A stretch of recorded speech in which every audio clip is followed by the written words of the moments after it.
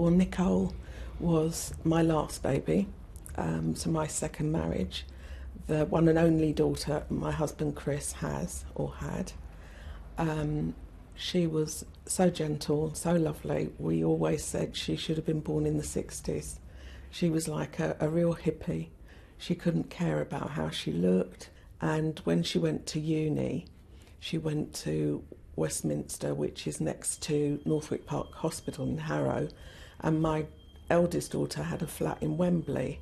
So she did her first year in halls, and then her second year she did with, she lived with Bibaa.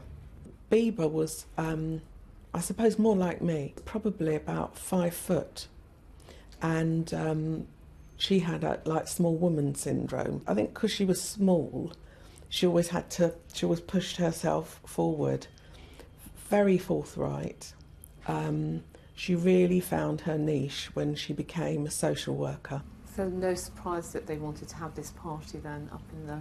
Yeah, absolutely, absolutely. The party in Fryent Country Park in Wembley continued for several hours. The friends who'd been with the sisters left. The alarm was raised by Nicole's boyfriend Adam, who was gripped by panic when he still hadn't heard from them by 5 p.m. the next day. He said, "I'm really worried." And he said, "I phoned the police and they're not doing anything." Mina and her husband Chris then began to call the police themselves. There seemed to be no sense of urgency. Anybody I was talking to was it was a different person every time. There was no follow-up. To cut a very long story short, we had to do the missing persons. We had to track down who was at the picnic. I knew from the pictures a couple of people, but I don't, when your children get in their 40s and close to their 30s, you don't have the telephone numbers for their friends. So we did that through Facebook. Mina waited by the phone as friends and family carried out a search of the country park. First, they found a knife. The next call she received was the one she had been dreading. Adam just suddenly said, Mina, I need you to sit down. I've found them and they're gone." And I just remember screaming, really, just screaming. There's that, please don't let this be.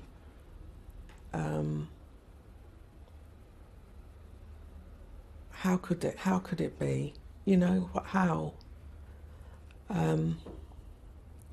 What became very evident in court is that they had fought to protect each other. Yeah. That must have been difficult to Oh, to listen to. that was horrific. Bibaa had been taken completely by surprise. They could tell. And our little Nick, she had something like 38 wounds, and quite a few of them were defence wounds. So even after she had fallen to the ground, he continued stabbing her. And when they found Nikki and they were doing the forensics, she had, they found a piece of a silver birch in the palm of her hand. And, there's certain things that trigger you. I remember driving down, Chris was driving, and we passed, on the motorway you have trees, and I glimpsed a silver birch, and it took me to that place.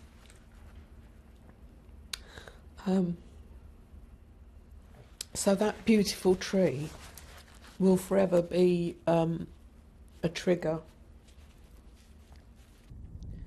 There was a national outcry when Sarah Everard was killed in similar circumstances months later, which left Mina and her family with uncomfortable questions about why the deaths of Nicole and Bibaa received comparatively little attention.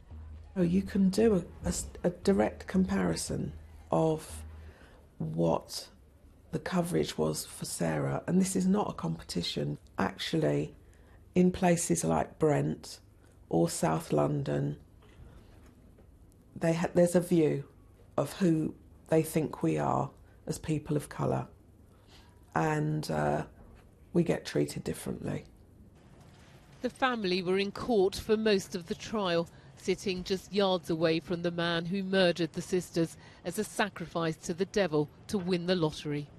I said, I've got this, and when I see him for the first time, I'll know whether he is actually deluded or actually dabbling. And I can say actually he's deluded. He's just a sad, sad young man. I don't hate him because I wouldn't allow that to hold me back. He's not going to hold me emotionally captive. I know who he is, and I know what he's done. The family are now planning a mass public vigil for the day Nicole shared her birthday with her father.